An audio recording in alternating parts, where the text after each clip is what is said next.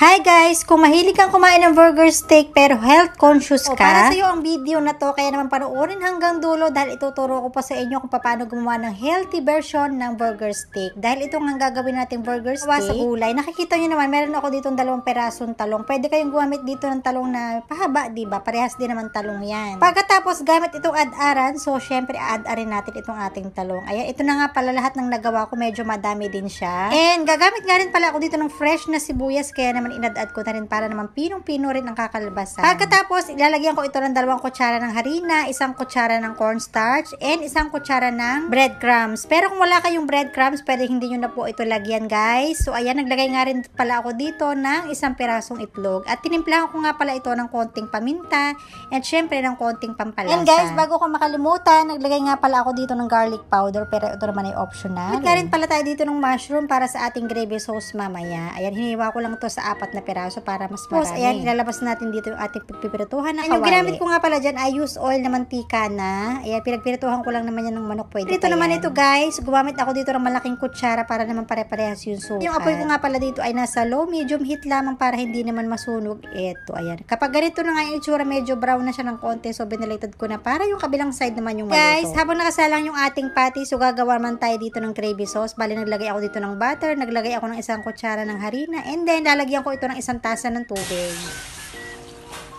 Bali guys, naglagay nga pala ako dito ng 1 kutsara ng garlic powder, pero ito naman ay optional, pwede hindi nyo na ito lagyan. Tinimplahan ko na nga rin pala ito ng konting pampalasa, katulad ng chicken powder at saka maraming black pepper, at inilagay ko na rin itong ating mushroom. Ayan, halo-haloin lang ng konti, 1 minuto lang itong papakuloyin at okay na yung ating gravy sauce. At ito na nga po yung naluto natin, o diba, sa 2 pirasong talong na hindi naman masyadong kalakihan, nakagawa ako dito ng 8 piraso. So, niluto natin, kasyang-kasya na ito sa 4 na piraso, tigda 2 piraso na yun, o diba, marami na din. Pagkatapos sasabawan pa natin itong ating gravy sauce, napakasarap talaga. At alam nyo ba guys, yung lasa nito ay lasa talaga siyang karne. Hindi mo talaga aakalain na gawa ito sa talong. Kung yung anak mo pahirapang kumain ng gulay, naku, sigurado ako na hindi niya mapapansin na gawa ito sa talong. Kaya naman itry nyo na. Tinan nyo naman guys, sobrang lambot, sobrang juicy ng ating nagawang ulam. Sobrang panalo talaga at sulit na sulit, kaya naman itry nyo na.